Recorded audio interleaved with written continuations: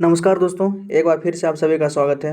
दोस्तों, इस particular video में हम आपके बीपीएससी वेस्ट मैनेजमेंट ऑफिसर जो assistant public sanitary waste management officer का एग्जाम है उसका पेपर 1 जो जीएस होगा।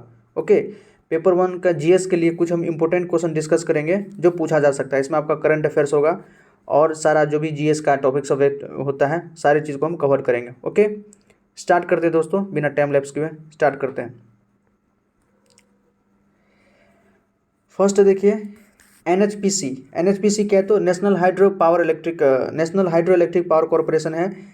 एनएचपीसी लिमिटेड ने डैश और कारगिल में, मतलब कहाँ, वो जगह का नाम आपसे पूछ रहा है, कहाँ और कारगिल में पायलट ग्रीन हाइड्रोजन टेक्नोलॉजी के विकास के लिए 2 समझौते ज्ञापन पर हस्ताक्षर किए। मतलब एनएचपीसी ने एक तो कारगिल में और वो किस जगह पर, जो पायलट ग्रीन हाइड्रोजन टेक्नोलॉजी का प्रोजेक्ट है उसमें एमओयू साइन किया है। ओके, ऑप्शन देखिए जम्मू, श्रीनगर, लेह और लद्दाख। तो करेक्ट आंसर हमारा क्या होगा दोस्तों, लेह में। ध्यान रखिएगा, कारगिल और लेह में एनएचपीसी ने साइन किया है। देखिए, एनएचपीसी ने लेह और कारगिल में बिजली क्षेत्र में कार्बन फुटप्रिंट को कम करने के लिए पायलट ग्रीन हाइड्रोजन टेक्नोलॉजी के विकास के लिए 2 समझौता ज्ञापनों पर हस्ताक्षर किए। लेह जिले के लिए हस्ताक्षरित समझौता ज्ञापन के अनुसार एनएचपीसी पायलट ग्रीन हाइड्रोजन ईंधन सेल आधारित माइक्रो ग्रिड के विकास पर विचार करेगी। कारगिल जिले के लिए समझौता ज्ञापन के अनुसार कारगिल में उत्पन्न हाइड्रोजन का उपयोग गतिशीलता के लिए ईंधन सेल में किया जाएगा। ऑलराइट, तो ध्यान रखिएगा, लेह और कारगिल में एनएचपीसी। इंपॉर्टेंट क्वेश्चन है, टोक्यो ओलंपिक से पूछा ही जाएगा। टोक्यो ओलंपिक 2021 में भारतीय पुरुष हॉकी टीम ने कौन सा पदक जीता? देखिए दोस्तों, भारतीय पुरुष हॉकी टीम जो 1980 के बाद, दोस्तों 1980 के बाद जो हमारा हॉकी टीम था, पहली बार मतलब बहुत दिनों बाद ये मतलब जीता था, लगभग 20-21 साल बाद हो गया था आपका 41 साल हो गया ना आपका। 1980 में जीता था, इसमें गोल्ड जीता था दोस्तों। मॉस्को ओलंपिक हुआ था 1980 में। इसके बाद हॉकी में आपका 2021 में हुआ था, लगभग 41 साल बाद। जर्मनी को हराकर, याद रखिएगा, जर्मनी को हराकर इसने क्या जीता था, तो ब्रॉन्ज जीता था दोस्तों। ओके, तो देखिए टोक्यो ओलंपिक 21 में भारतीय पुरुष हॉकी टीम ने कौन सा पदक जीता, तो ब्रॉन्ज जीता था, आपका कांस्य जीता था। ओके, थर्ड ऑप्शन करेक्ट है। देखिए, भारतीय पुरुष हॉकी टीम ने 5 अगस्त 2021 को टोक्यो ओलंपिक में जर्मनी को हराकर कांस्य पदक जीता था। कभी कभी कंट्री का नाम भी पूछ देता है, तो ध्यान रखिएगा, जर्मनी को हराकर कांस्य पदक या ब्रॉन्ज जीता था। मॉस्को में 1980 के ओलंपिक में, देखिए 1980 के ओलंपिक में स्वर्ण पदक जीतने के बाद यह हॉकी में भारत का पहला ओलंपिक पदक है। मतलब 1980 में जीता था, उसके बाद 2021 में जाके जीता है, तो 41 साल बाद ये जीता है, इसलिए थोड़ा बहुत एग्जाम में पूछने लायक हो जाता है। यह टोक्यो में भारत का चौथा पदक था। ऑलराइट, जो टोक्यो ओलंपिक हुआ था उसमें भारत का चौथा पदक था, आपको पता होगा। नीरज चोपड़ा दोस्तों भाला फेंक में स्वर्ण पदक जीते थे। तो टोटल हम लोग ने, भारत ने 7 पदक जीता था। ओके, जिसमें 1 गोल्ड था, 2 सिल्वर था और 4 ब्रॉन्ज था। गोल्ड आपका नीरज चोपड़ा जीते थे, और मीराबाई चानू और आपकी रवि दहिया, मीराबाई चानू और रवि दहिया सिल्वर जीता था, 4 आपका ब्रॉन्ज जीता गया था, जिसमें एक तो लवलीना बोरगोन थी, एक हॉकी का टीम था। ओके दोस्तों, और भी थे 2 प्लेयर, आपके पीवी सिंधु थी, इन्होंने भी कांस्य पदक जीती थी। देखिए, नीरज चोपड़ा आपका गोल्ड जीता था, रवि कुमार दहिया रजत मतलब सिल्वर जीता था, मीराबाई चानू सिल्वर जीती थी। वेट लिफ्टिंग में आपको पता होगा, जो टोक्यो ओलंपिक में भारत तरफ से पहला, मतलब जो पहला पदक जीता था टोक्यो ओलंपिक में, मीराबाई चानू थी। और कॉमनवेल्थ गेम्स में जो गोल्ड मेडल जीती थी मीराबाई चानू वेट लिफ्टिंग में। दोस्तों ध्यान रखिएगा, 49 किलोग्राम इसका है कैटेगरी। नेक्स्ट क्वेश्चन, बिहार जल संसाधन विभाग द्वारा हाल ही में बिहार में सिंचाई और बाढ़ परियोजनाओं की निगरानी के लिए, बाढ़ योजनाओं की निगरानी के लिए कौन सा ऐप शुरू किया है? देखिए, जल संसाधन विभाग, कौन, तो जल संसाधन विभाग है। बिहार में सिंचाई और बाढ़ योजनाओं की निगरानी के लिए कौन सा ऐप शुरू किया है, तो दृष्टि ऐप। ध्यान रखिएगा दोस्तों, दृष्टि ऐप। एक और जल दिया है तो ये कन्फ्यूजन करने के लिए आप याद रखिएगा, दृष्टि ऐप आंसर है। बिहार राज्य के जल संसाधन मंत्री संजय कुमार झा ने 24 फरवरी 2022 को अपनी तरफ का पहला मोबाइल एप्लीकेशन शुरू किया, जिसका नाम, देखिए, dedicated reporting information system to handle and track inspection Drishti है। अतः विकल्प एक सही है। दृष्टि ऐप सभी निरीक्षण अधिकारियों के लिए विभागों की परियोजनाओं की प्रगति के बारे में वास्तविक समय अद्यतन मुख्यालय को अपलोड करने के लिए बाध्यकारी बना देगा।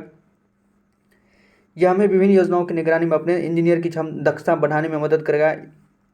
इस ऐप का शुभारंभ विभाग के दिन प्रतिदिन की गतिविधियों में प्रौद्योगिकी को अपनाने की दिशा में बड़ा कदम है। ऑलराइट, ध्यान रखिएगा दोस्तों, दृष्टि ऐप, जल संसाधन विभाग।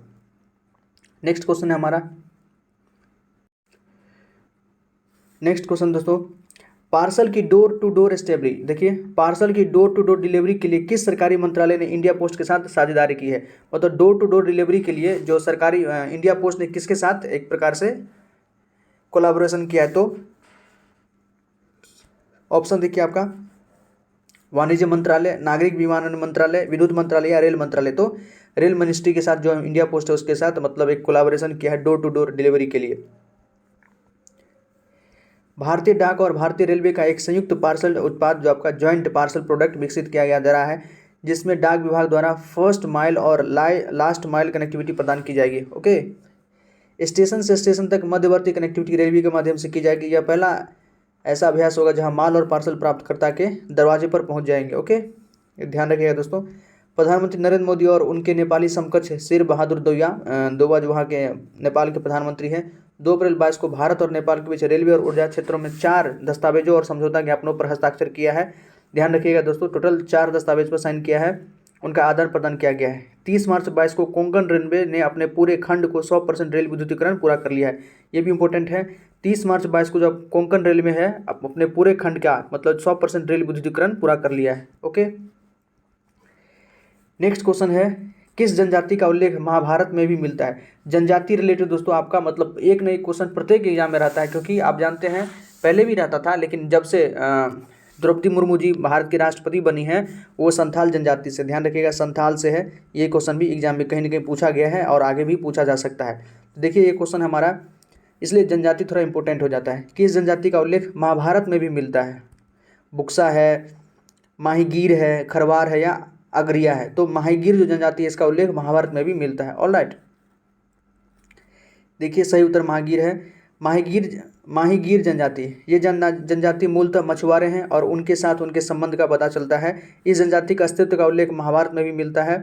ये लोग उत्तर प्रदेश के बिजनौर जिले के नजीबाबाद क्षेत्र के रहने वाले हैं। इस जनजाति के लोगों ने इस्लाम धर्म अपना लिया है, मतलब बहुत पहले से थे लेकिन अब क्या किया उन्होंने इस्लाम धर्म अपना लिया है।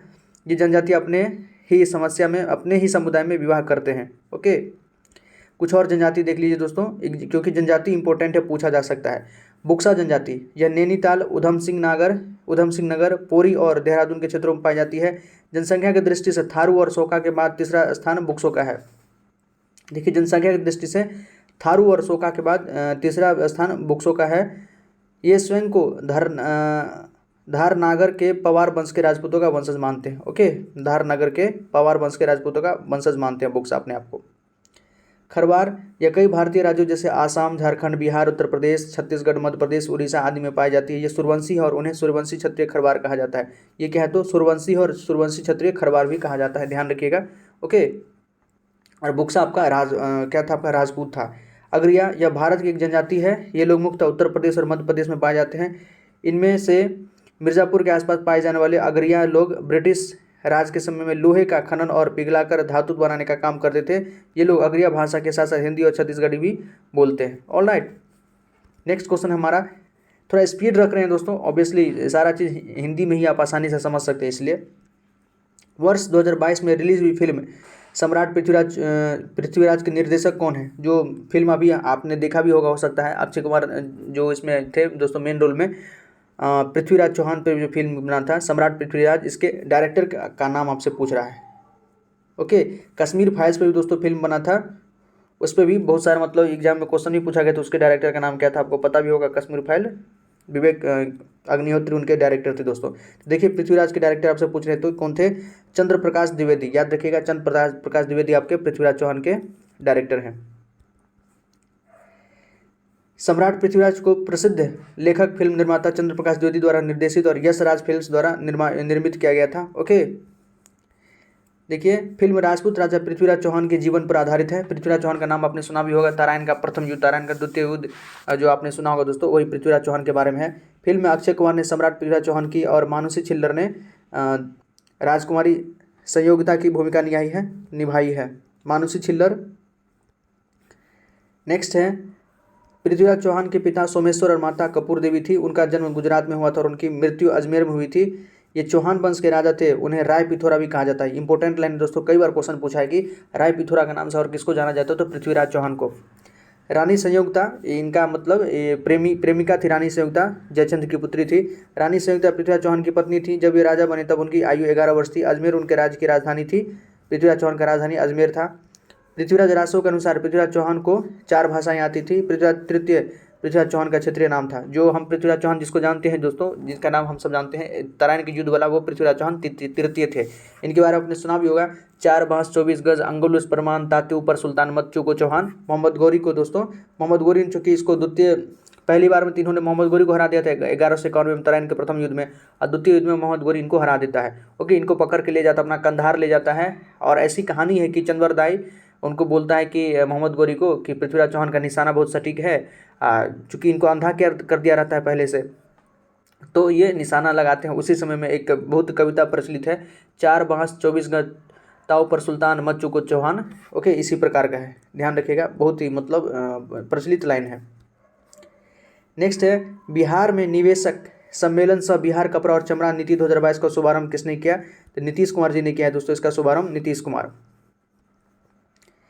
देखिए, बिहार के मुख्यमंत्री नीतीश कुमार ने पटना में अधिवेशन भवन में निवेशक सम्मेलन इन्वेस्टर मीट सह बिहार कपड़ा और चमड़ा नीति 2022 का शुभारंभ किया। सम्मेलन को संबोधित करते हुए उन्होंने कहा कि नई नीति से बिहार में उद्योग लगाने वाले निवेशकों को काफ़ी फायदा होगा।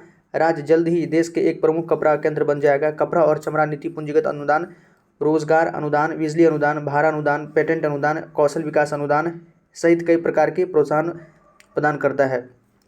इसमें कर्ज पर ब्याज अनुदान, SGST की प्रतिपूर्ति, स्टाम्प शुल्क में छूट, निबंधन, भूमि स्वपरिवर्तन पर छूट जैसे प्रावधान है। ऑलराइट, मुख्यमंत्री ने कहा कि नीति का मुख्य उद्देश्य बिहार के इस क्षेत्र को घरेलू और वैश्विक निवेशकों के लिए निवेश के प्रमुख संभावित केंद्र के रूप में विकसित करना और कपड़ा और चमड़ा व्यवसाय करने वाले उद्यमों को विभिन्न प्रकार के प्रोत्साहन प्रदान करना है।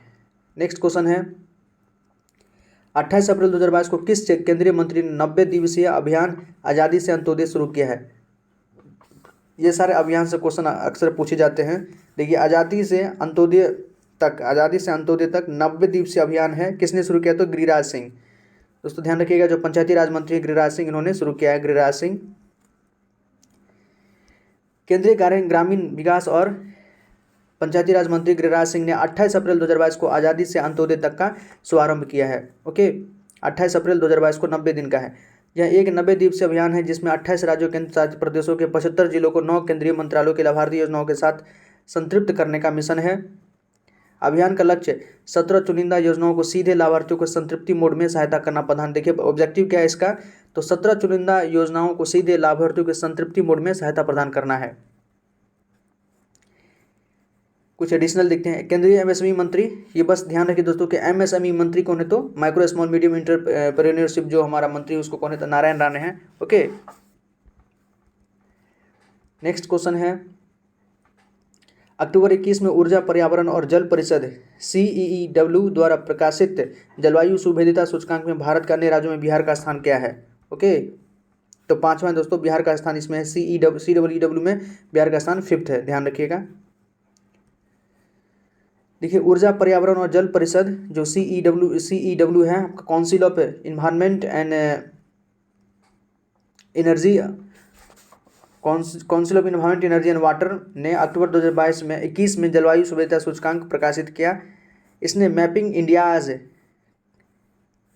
क्लाइमेट वल्नरेबिलिटी और डिस्ट्रिक्ट लेवल असेसमेंट शीर्षक से एक सुभेद्यता मूल्यांकन रिपोर्ट भी प्रकाशित की। रिपोर्ट के अनुसार भारत के 80% से अधिक आबादी उन जिलों में रहती है जो अत्यधिक जल मौसम संबंधी आपदाओं की चपेट में है। यह भारत का अपना तरह का पहला जिला स्तरीय जलवायु सुभेद्यता मूल्यांकन करता है। राज्यों और केंद्र शासित प्रदेशों को जलवायु सुभेद्यता सूचकांक CBI महत्वपूर्ण कमजोरियों का विश्लेषण करने और जलवायु लचीलापन बढ़ाने के लिए उनके जोखिम संवेदनशीलता और अनुकूलता क्षमता का मानचित्रण करता है। तो आप याद रखिएगा दोस्तों, जो CEW है इसमें हमारा रैंक क्या है? तो बिहार का रैंक है 5वां। नेक्स्ट है इंपॉर्टेंट क्वेश्चन, एक भारत श्रेष्ठ भारत के तहत बिहार को किस राज्य के साथ जोड़ा गया है? जो एक भारत श्रेष्ठ भारत योजना है उसके अंतर्गत बिहार को किस राज्य के साथ जोड़ा गया है? तो इसको जोड़ा गया है त्रिपुरा के साथ। ओके, त्रिपुरा के साथ बिहार को जोड़ा गया है। देखिए, एक भारत श्रेष्ठ भारत कार्यक्रम का उद्देश्य भारत में विभिन्न राज्यों और केंद्र शासित प्रदेशों में रहने वाले विविध संस्कृतियों के लोगों के बीच बातचीत को सक्रिय रूप से बढ़ाना है। एक भारत श्रेष्ठ भारत जो हमारा उसका है क्या मतलब पर्पस क्या है, उद्देश्य क्या है दोस्तों? कि जो अलग अलग स्टेट्स है उसके बीच में जो भी हमारा भाषाएं हैं या जो भी उनके संस्कृतियों हैं आपस में हम लोग बातचीत करके उन दोनों को समझें, हम उसका वाला हम समझें, हमारा वाला वो समझे संस्कृति को आपस में, ताकि उसके कल्चर को हम सब पहचान सकें। आपसी समझ को बढ़ावा देना है। ऑल इंडिया रेडियो ने देश भर में एक भारत श्रेष्ठ भारत अभियान चलाया। किसने स्टार्ट किया, ये क्वेश्चन इंपॉर्टेंट है। ऑल इंडिया रेडियो दोस्तों ने देश भर में एक भारत श्रेष्ठ भारत अभियान चलाया है, जो हमारे देश की सदियों पुरानी परंपरा विविधता में एकता पर प्रकाश डालता है। ऑलराइट, इस एक भारत श्रेष्ठ भारत अभियान के तहत प्रत्येक राज्य को दूसरे राज्य के साथ जोड़ा जाता है, एक राज्य को दूसरे राज्य के साथ इसको जोड़ा जाता है। यही हमारे अगरतला संवाददाता से उस अभियान पर एक रिपोर्ट दी गई, जिसके लिए त्रिपुरा राज्य को बिहार के साथ जोड़ा गया। ध्यान रखिएगा, त्रिपुरा को बिहार के साथ जोड़ा गया है। उत्तर पूर्वी राज्य त्रिपुरा अपनी प्राकृतिक सुंदरता, समृद्ध प्राकृतिक संसाधन और समृद्ध कला और सांस्कृतिक विरासत के लिए जाना जाता है। नेक्स्ट इंपोर्टेंट है, हर्षचरित्र कन्नौज के शासक हर्षवर्धन की जीवनी किस भाषा में उनके दरबारी कवि बाणभट्ट द्वारा रचित है। हम सभी जानते हैं कि बाणभट्ट ने हर्षचरित्र लिखा है, उसका भाषा क्या है दोस्तों, संस्कृत। किस में लिखा है, तो संस्कृत भाषा में। हर्षचरित्र भारतीय सम्राट हर्षवर्धन की जीवनी है, जिन्होंने 606 से 647 ईस्वी तक उत्तर भारत पर शासन किया और वर्धन वंश के शासक थे। यह बाणभट्ट द्वारा लिखा गया था, जो 7वीं शताब्दी में संस्कृत लेखक थे, हर्षवर्धन के दरबारी कवि। ओके, ये थे हर्षवर्धन के दरबारी कवि थे बाणभट्ट। यह बाणभट्ट की अपनी पहली रचना थी और संस्कृत भाषा में ऐतिहासिक काव्य रचनाओं का लेखन की शुरुआत का प्रतीक है। यह काव्य गद्य में लिखा गया था, जो 8 अध्यायों में सम्राट हर्ष की जीवनी का वर्णन करता है। इसका अंग्रेजी अनुवाद एडवर्ड बाइल्स कोवेल और फ्रेडरिक विलियम थॉमस ने 1897 में किया था। ओके, बाणभट्ट ने कादम्बरी नाटक भी लिखा था। कादम्बरी पूछेगा किसने लिखा है, तो बाणभट्ट ने ही लिखा है। सम्राट हर्षवर्धन ने नागनंद, रत्नावली और प्रियदर्शिका नामक पुस्तक लिखे, जो हर्षवर्धन खुद अपने आप में एक कवि थे दोस्तों। इन्होंने जो आपका प्रियदर्शिका है, रत्नावली है आपका, और नागानंद, इन तीनों किताबों को किसने लिखा है, तो हर्षवर्धन ने लिखा है। पुष्यभूति वर्धन वंश का या पुष्यभूति वंश के संस्थापक थे। जो वर्धन वंश है, या जो इसको हम पुष्यभूति वंश भी बोलते हैं, इसके संस्थापक कौन थे, तो पुष्यभूति थे। पुष्यभूति का पुत्र थे कौन था, तो प्रभाकर वर्धन था। प्रभाकर वर्धन के 3 संतान थे, राजवर्धन, हर्षवर्धन, राजश्री। और राजश्री का जो शादी होता है ग्रह वर्मा से, उनकी हत्या हो जाती है। उसके बाद राजवर्धन राठौड़ उसको हत्या कर देता है। राजवर्धन राठौड़ का हत्या शशांक कर देता है। शशांक की हत्या फिर हर्षवर्धन करता है। हर्षवर्धन को फिर पुलकेशन द्वितीय हरा देता है। सब आपस में इंटररिलेटेड दोस्तों, आपने पढ़ा भी होगा, बड़ा इंटरेस्टिंग स्टोरी है। नेक्स्ट है, निम्नलिखित में से किस अभिलेख में स्कंदगुप्त की हूनों पर विजय का उल्लेख मिलता है। देखिए, स्कंदगुप्त ये गुप्त सम्राट थे। इन्होंने जो हून पर आक्रमण किया था, उसका उल्लेख है किस शिलालेख में मिलता है या किस अभिलेख में मिलता है, तो इसका है दोस्तों भीतरी अभिलेख। किसमें, भीतरी शिलालेख में पता चलता है कि स्कंदगुप्त ने हूनों पर आक्रमण किया था या उस पर विजय प्राप्त किया था। देखिए, स्कंदगुप्त ने 455 ईस्वी से 467 ईस्वी तक गुप्त साम्राज्य पर शासन किया। उसने अपने शत्रुओं से गुप्त साम्राज्य को पुनः स्थापित किया। उन्होंने भीतरी शिलालेख की रचना की, जो 19 पंक्तियों में लिखा गया था और जो उनकी उपलब्धियों के बारे में स्कंदगुप्त के पूर्वजों का वर्णन करता है। भीतरी अभिलेख में स्कंदगुप्त और हूनों के बीच संघर्ष का उल्लेख मिलता है। हून मध्य एशियाई जनजाति के हैं, जिन्होंने 5वीं शताब्दी ईस्वी के मध्य में उत्तर पश्चिम से आक्रमण किया था। भीतरी शिलालेख में स्कंदगुप्त के पुष्यपुत्र के साथ संघर्ष का भी उल्लेख है। इसलिए हम यह निष्कर्ष निकाल सकते हैं, भीतरी शिलालेख हूनों पर स्कंदगुप्त की जीत का वर्णन करता है। और ध्यान रखें दोस्तों, भीतरी शिलालेख स्कंदगुप्त का हूनों पर जो विजय है उसके बारे में बताता है। नेक्स्ट, जैन तीर्थंकर पार्श्वनाथ निम्नलिखित में से किस स्थान से संबंधित है। पार्श्वनाथ दोस्तों वाराणसी से संबंधित है। ओके, पार्श्वनाथ जो जैन थे उसके 23वें तीर्थंकर क्या थे, तो पार्श्वनाथ थे। ओके, इनको सांपों का देवता भी कहा जाता है। पार्श्वनाथ वे राजा अश्वसेन और वाराणसी की रानी वामा की पुत्र थे। उन्होंने सम्मेद शिखर पर निर्वाण प्राप्त किया। ओके, सम्मेद शिखर पर इन्होंने निर्वाण प्राप्त किया। ये कभी कभी शिखर का भी, चोटी का भी नाम पूछ देता है, तो सम्मेद शिखर पर वाराणसी के थे। वे लगभग 800 ईसा पूर्व वाराणसी में रहते थे। पार्श्वनाथ 23वें जैन तीर्थंकर हैं। उन्होंने संसार को त्याग दिया और 30 वर्ष की आयु में तपस्वी बन गए। उन्होंने सम्मेद शिखर पर निर्वाण प्राप्त किया, जिसे अब उनके नाम पर पार्श्वनाथ नाम दिया गया है। सम्मेद शिखर का नाम अब पार्श्वनाथ नाम ही कर दिया गया है। उनके 108 नाम हैं। जैन तीर्थंकरों में केवल पार्श्वनाथ को सदैव सिर के ऊपर सर्पमुख के छत्र के साथ दर्शाया जाता है, इसलिए पार्श्वनाथ को दोस्तों सांपों का देवता भी बोला जाता है। 2 यक्ष अर्थात यक्ष धर्मेंद्र और यक्षी पद्मावती के अक्सर उनके साथ दिखाया जाता है। जैन धर्म के बारे में थोड़ा पढ़ते हैं, क्योंकि जैन धर्म और बौद्ध धर्म और सम्राट अशोक के बारे में अक्सर एग्जाम में, बीपीएससी के एग्जाम में तो पूछा ही जाता है।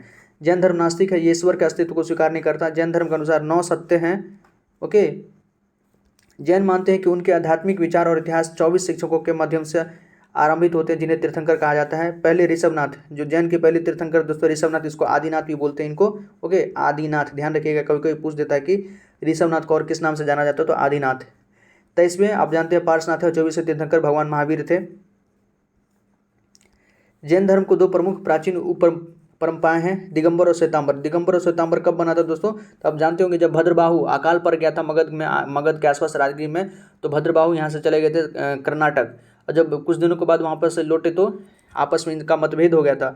भद्रबाहु का स्थूलभद्र का आपस में मतभेद हो गया था, तो तब जो है जैन धर्म है 2 संप्रदाय में बढ़ गया था, एक दिगंबर और एक श्वेतांबर। तो दिगंबर मतलब जो वस्त्र धारण नहीं करता है, तो भद्रबाहु आपका दिगंबर थे। श्वेतांबर मतलब जो श्वेत वस्त्र धारण करने वाले, ये आपके स्थूलभद्र के जो भी अनुयायी हुए वो श्वेतांबर हुए। भद्रबाहु ने दोस्तों एक क्वेश्चन पूछा जाता है कि भद्रबाहु ने किस पुस्तक की रचना की थी? तो कल्पसूत्र। कभी क्वेश्चन पूछ देते कि कल्पसूत्र जो जैन ग्रंथ है इसकी रचना किसने की थी? तो कल्पसूत्र की रचना आपका भद्रबाहु ने किया था। दर्शन देखिए, जैनियों का मानना है कि अच्छे कर्म अगले जन्म में बेहतर परिस्थितियों की ओर ले जाते हैं और बुरे कर्म नाश की ओर। कोई भी कर्म किसी व्यक्ति को पुनर्जीवन जन्म से मुक्ति दिलाने में मदद नहीं कर सकता है। ओके, नेक्स्ट, निम्नलिखित में से कौन सा हड़प्पा स्थल बर्तन दफनाने का प्रथा का प्रमाण देता है? कौन सा हड़प्पा स्थल बर्तन दफनाने, देखिए दोस्तों, बर्तन को दफनाने का प्रथा का प्रमाण देता है? तो यह आपका सुरकोटदा। कौन है? सुरकोटदा। ओके, देखिए, कब्रिस्तान आमतौर पर बस्तियों के परिधि के आसपास स्थित होते हैं। कब्रिस्तान जहाँ मुर्दों को दफनाया जाता है। मोहनजोदड़ो में इस प्रकार की कब्रगाहें मिली है। पूर्ण अंतोष्टि, भिन्नात्मक अंतोष्टि, जंगली जानवरों और पक्षियों के संपर्क में आने के बाद कुछ हड्डियां को दफनाना और दाह संस्कार के बाद अंतिम संस्कार सामान्य अभ्यास में अमानवीयता का विस्तार किया गया था। शरीर उस पर पीठ के बल लेटा हुआ था जिसका सिर आमतौर पर उत्तर की ओर था। कालीबंगा में पाए जाने वाला कब्रों की तरह कई कब्रें ने ईंटों के कक्षों या गड्ढों का रूप ले लिया। दफनाने की सबसे आम विधि कालीबंगा में पाई जाती थी। यह मृतक के शरीर का एक विस्तारित स्थिति में है उत्तर की ओर सिर के साथ एक साधारण गड्ढे या ईंट कक्ष में रखना था। हड़प्पा में लकड़ी का ताबूत के निशान और इक्के कफन के ढके सब पाए गए। हड़प्पा कब्रिस्तान में यह मौजूद है कि जिसमें कब्रें सामान्य उत्तर पश्चिम अक्ष में नहीं बल्कि पूर्व पश्चिम अक्ष पर स्थित था। सुरकोटदा से मटके को, देखिए, मटके को दफनाने की प्रथा का प्रमाण मिलता है। तो सुरकोटदा से दोस्तों मटके को दफनाने का प्रमाण मिलता है। तो हम हमसे यही क्वेश्चन पूछा था कि बर्तन या मटके को दफनाने का प्रमाण कहाँ से मिलता है? तो सुरकोटदा। ओके, ध्यान रखिएगा। नेक्स्ट है लोथल और दोहरे दफन। लोथल में दोहरे दफन, देखिए, लोथल में दोहरे दफन एक नर और एक मादा को एक ही कब्र में दफनाने का साक्ष्य मिले। ये भी क्वेश्चन पूछ सकता है कि एक नर और एक मादा को एक ही कब्र में दफनाने का साक्ष्य कहाँ से मिला है? तो लोथल गुजरात में है, आपको पता होगा। ओके, समुद्री संग्रहालय यहाँ पर बनाने का योजना चल रहा है। तो ये भी आपका करंट अफेयर से रिलेटेड टॉपिक है दोस्तों, ध्यान रखिएगा। लोथल गुजरात इंपॉर्टेंट पॉइंट है। सिंधु घाटी सभ्यता का क्या था? डॉक यार्ड था, बंदरगाह था। देखिए, राजा शशांक जिसकी हम चर्चा कर रहे थे दोस्तों, राजा शशांक जिसके खिलाफ हर्षवर्धन ने युद्ध की घोषणा की। शशांक क्यों? क्योंकि शशांक ने किसको मार दिया था? हर्षवर्धन का बड़ा भाई जो था राजवर्धन, इसकी हत्या कर दी थी शशांक ने। ओके, तो उसके बाद जो हर्षवर्धन था इस पर आक्रमण करने का घोषणा किया। राजा शशांक जिसके खिलाफ हर्षवर्धन युद्ध की घोषणा की वह डैश साम्राज्य का शासक था। किस साम्राज्य का शासक था दोस्तों? ये गौड़ का था। किसका? गौड़ साम्राज्य का शासक था आपका शशांक। शशांक ही आपको बौद्ध वृक्ष को करवा दिया था, ये भी आपको पता होगा। देखिए, सम्राट हर्षवर्धन, उन्हें हर्ष के नाम से जाना जाता है। 590 से 647 ईस्वी वर्धन साम्राज्य का अंतिम शासक था जो इस्लामी आक्रमण से पहले प्राचीन भारत में अंतिम महान सम्राट था। उन्होंने 606 ईस्वी से 647 ईस्वी तक शासन किया। हर्षवर्धन की मृत्यु के बाद हालांकि वर्धन या पुष्पति राजवंश का अंत हो गया और उसका साम्राज्य भंग हो गया। गौड़ा साम्राज्य आधुनिक बंगाल के शशांक ने राजश्री की पति ग्रहवर्मन को मार डाला था। देखिए, जो राजवर्धन कह सकते हैं या हर्षवर्धन की बहन थी राजश्री, इसका विवाह हुआ था दोस्तों ग्रहवर्मा से। ओके, ग्रहवर्मा से इनका शादी हुआ था। देखिए दोस्तों, जो राजश्री थी, राजवर्धन या हर्षवर्धन की बहन थी, इसका शादी हुआ था आपका ग्रहवर्मा से। ओके, और ग्रहवर्मा जो है उसकी हत्या कर देता है मालवा का शासक। एक था मालवा का शासक आपका देवगुप्त। मालवा का शासक देवगुप्त था, वो ग्रहवर्मा की हत्या कर देता है। ओके, और राजश्री का अपहरण कर लेता है। तो जब राजश्री का अपहरण कर लेता है तो जो राजवर्धन था अपनी बहन को बचाने के लिए जाता है और उसने ग्रहवर्मा किसको? तो देवगुप्त को मार डालता है। देवगुप्त को मार देता है और देवगुप्त का तो जो मित्र था आपका गौर नरेश, ये शशांक था। देवगुप्त का मित्र आपका कौन था? तो गौर नरेश शशांक था। ये राजवर्धन को फिर धोखे से उसको मार देता है। राजश्री हर्षवर्धन की बहन थी, उसकी बहन के अपहरण ने बड़े वर्धन भाई यानी राजवर्धन को पूर्व की ओर कूच करने और शशांक का सामना करने के लिए मजबूर किया। तब शशांक ने राजवर्धन को, देखिए शशांक ने राजवर्धन को एक बैठक के लिए आमंत्रित किया और विश्वासघात से मार डाला। मतलब शशांक ने राजवर्धन को मार डाला। अपने भाई की मृत्यु के बाद 16 वर्ष की आयु में हर्षवर्धन थानेश्वर का निर्विवाद शासक बन गया और उसने अपने भाई का बदला लेने के लिए शशांक से युद्ध की घोषणा की और दिग्विजय के अभियान अर्थात दुनिया को जीतने के लिए, जिसका अर्थ है पूरे भारत को जीतना, की शुरुआत की। तो ये हर्षवर्धन ने दोस्तों इसको शशांक को पराजित भी कर देता है। फिर हर्षवर्धन को दोस्तों दक्षिण का एक शासक था चालुक्य वंश, वातापी का चालुक, आपने पढ़ा भी होगा, जो वातापी का चालुक था पुलकेशन द्वितीय, बहुत ही मतलब महानतम शासक था वहाँ का चालुक्य वंश का। यह हर्षवर्धन को हरा देता है और अपना एक इंस्क्रिप्शन भी लिखता है, शिलालेख भी लिखता है, जिसको एहोल इंस्क्रिप्शन कहते हैं दोस्तों। ओके, एहोल इंस्क्रिप्शन कहते हैं, पुलकेशन द्वितीय का है, उसने हर्षवर्धन को हराया था। फिर पुलकेशन द्वितीय को भी हरा देता है कौन, तो नरसिंह वर्मन फर्स्ट। जो नरसिंह वर्मन फर्स्ट होता है कहाँ का, तो आपका पल्लव वंश के शासक, पल्लव वंश के महानतम शासक नरसिंह वर्मन फर्स्ट पुलकेशन द्वितीय को हरा देता है और वातापी कोंड की उपाधि भी लेता है। ओके, ये ध्यान रखिएगा, क्योंकि पुलकेशन द्वितीय एक तो यहाँ हर्षवर्धन को हराया था और नरसिंह वर्मन के जो पिता थे महेंद्र वर्मन, उसको भी पराजित किया था। तो इसी का बदला लेने के लिए नरसिंह वर्मन जो फर्स्ट था वो पुलकेशन द्वितीय को हरा देता है और वातापी कोंड की उपाधि लेता है, क्योंकि वातापी चालुक्य की राजधानी थी। नेक्स्ट क्वेश्चन इंपॉर्टेंट है, कितने आंग्ल मराठा युद्ध लड़े गए थे। देखिए आंग्ल मराठा युद्ध हो गया आपका, पानीपत की जो तीसरी लड़ाई थी उसमें कौन सा मराठा का पेशवा कौन था, उसके बारे में क्वेश्चन पूछता है। पुरंदर की संधि जो 1665 में शिवाजी और जयसिंह के बीच में हुआ था, ये सब से क्वेश्चन रहता ही है, तो ध्यान रखिए। आंग्ल मराठा युद्ध, जो एंग्लो मराठा युद्ध हुआ था, कितने एंग्लो मराठा युद्ध हुए थे, टोटल 3 हुए थे। कितने हुए थे दोस्तों, टोटल 3, ध्यान रखिएगा। मराठा और अंग्रेजों के बीच 3 आंग्ल मराठा युद्ध लड़े गए। कौन कौन है आपका, तो देखिए फर्स्ट एंग्लो मराठा वार आपका 1775 से 1782, और सेकंड है आपका 1803 से 1805, और थर्ड है आपका 1817 से 1818। ये ध्यान रखिएगा। नेक्स्ट है, किस राजवंश के शासनकाल को दक्षिण भारत का स्वर्ण युग माना जाता है। देखिए साउथ इंडिया का स्वर्ण युग किसको माना जाता है, तो चोल वंश को दोस्तों, चोल वंश का शासनकाल को साउथ इंडिया का आपका स्वर्ण काल कहा जाता है। पांड्य, पल्लव, विजयनगर ये सब साउथ इंडिया का ही थे, लेकिन चोल वंश के जो शासन को दक्षिण भारत का स्वर्ण युग माना जाता है, ध्यान रखिएगा। चोलों के शासनकाल को दक्षिण भारत का स्वर्ण युग माना जाता है।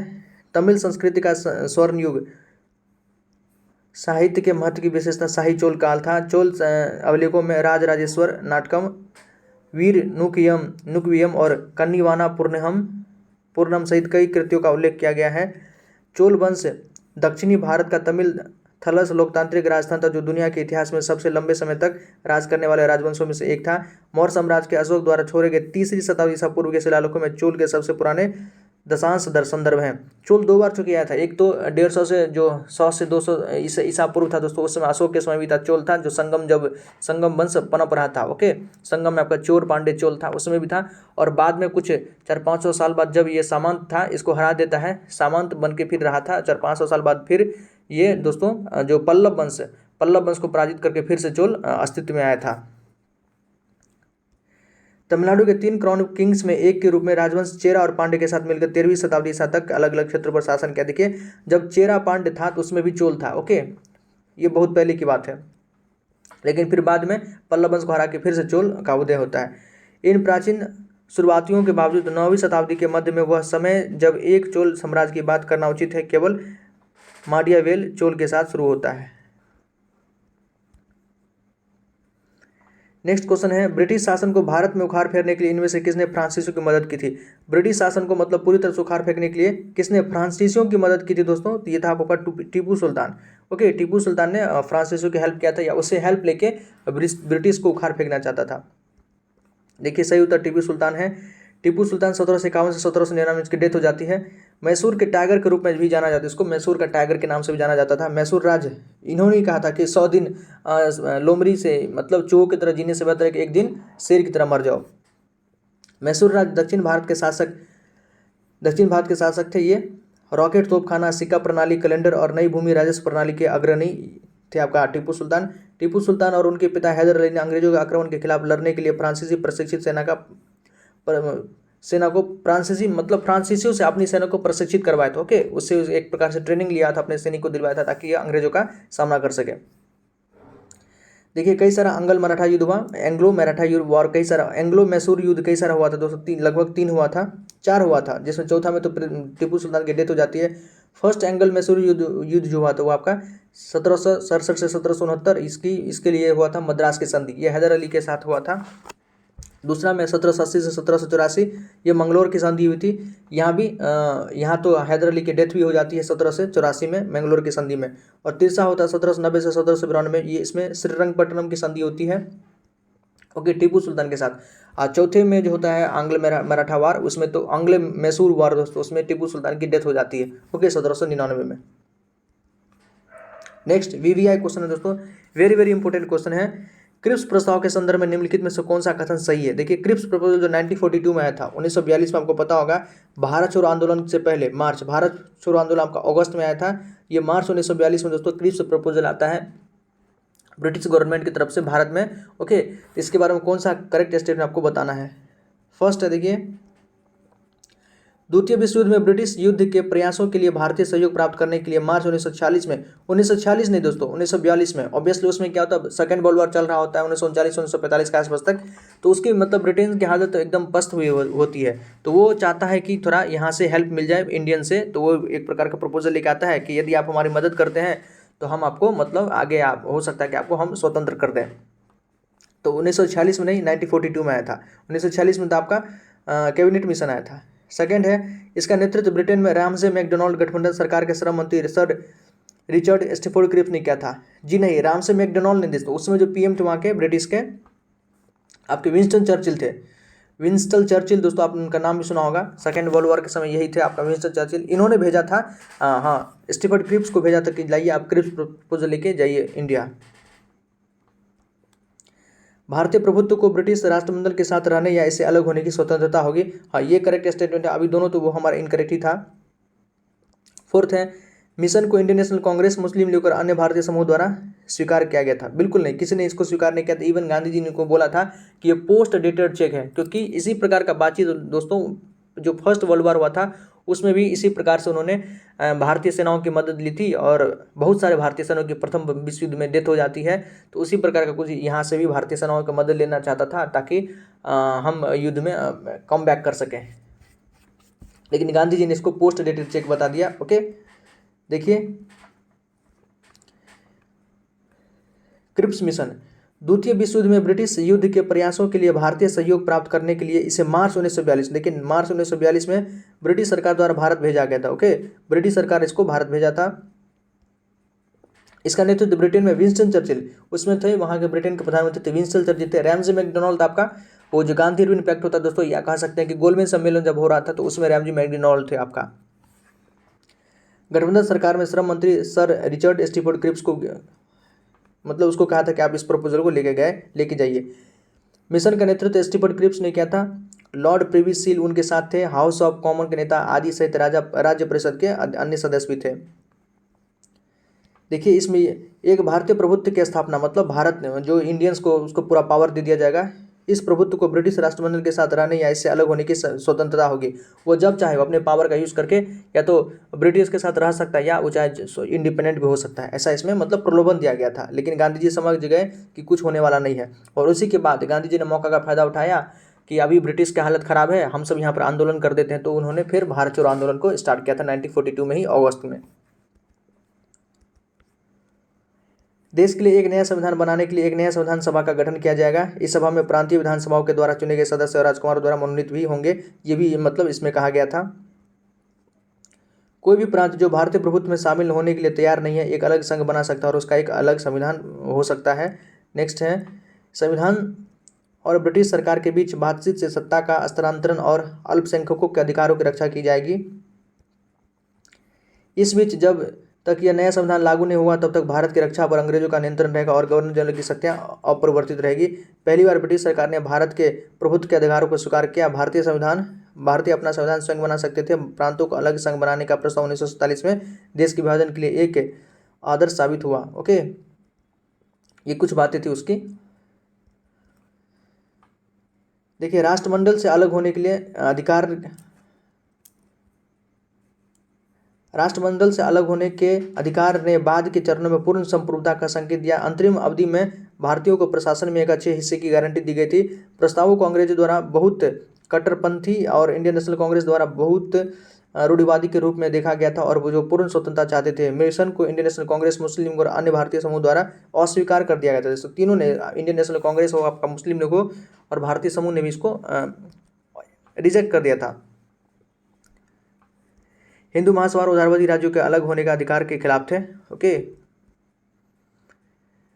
नेक्स्ट है, ये भी इंपॉर्टेंट क्वेश्चन अक्सर पूछ देता है बिहार से रिलेटेड। बिहार में होम रूल लीग के अध्यक्ष कौन थे? बिहार में जो होम रूल लीग के अध्यक्ष कौन थे? जो होम रूल लीग आपको पता होगा 1916 में एनी बेसेंट और बाल गंगाधर तिलक अलग अलग स्टार्ट करते हैं अपना। तो बिहार में उसके अध्यक्ष कौन थे दोस्तों? तो मजहुल हक। कौन थे? मजहर उल हक। ये थे बिहार में होम रूल लीग के अध्यक्ष थे। देखिए, एनी बेसेंट के होम रूल लीग आंदोलन का बिहार पर भी बहुत बड़ा प्रभाव पड़ा। होम रूल लीग आंदोलन बिहार में 1916 में शुरू हुआ। ओके, मजहर उल हक बिहार में इस आंदोलन के अध्यक्ष थे। ऑल राइट, इंपोर्टेंट है। देखिए दोस्तों, आयरलैंड में होम रूल लीग की शुरुआत कर्नल ऑलकोट और मैडम ब्लावस्की ने की थी। आयरलैंड, चूंकि ये जो आपकी एनी बेसेंट थी आयरलैंड से, तो वहाँ भी होम रूल लीग का मूवमेंट का स्टार्ट हुआ था। उसको वहाँ पर कौन किया था? तो आपका कर्नल ऑलकोट और मैडम ब्लावस्की। ये भी क्वेश्चन पूछा जा चुका है एक दो बार। एनी बेसेंट ने अखबार न्यू इंडिया और कॉमनवेल्थ और तिलक के अखबार द मराठा द केसरी का इस्तेमाल इस आंदोलन की जागरूकता उद्देश्य और उद्देश्यों को फैलाने के लिए किया गया था। ये क्वेश्चन पूछता है कि न्यू इंडिया और कॉमनवेल्थ था नाम। न्यू इंडिया और कॉमनवेल्थ पत्रिका किसने लॉन्च किया था? तो एनी बेसेंट। और मराठा और केसरी अखबार किसका था? तो आपका ये बाल गंगाधर तिलक जी का था। नेक्स्ट क्वेश्चन हमारा, निम्नलिखित में से कौन बिहार किसान आंदोलन से जुड़ा था? बिहार किसान आंदोलन से कौन जुड़े थे दोस्तों? तो आपके राजेंद्र प्रसाद जी। राजेंद्र प्रसाद जी बिहार किसान आंदोलन से जुड़े हुए थे।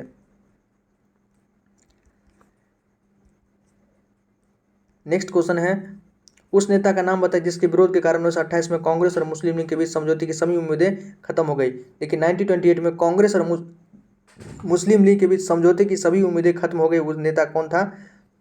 तो वे थे आपके M.R. जयकर। कौन थे दोस्तों? M.R. जयकर। इसके बारे में पढ़ते हैं।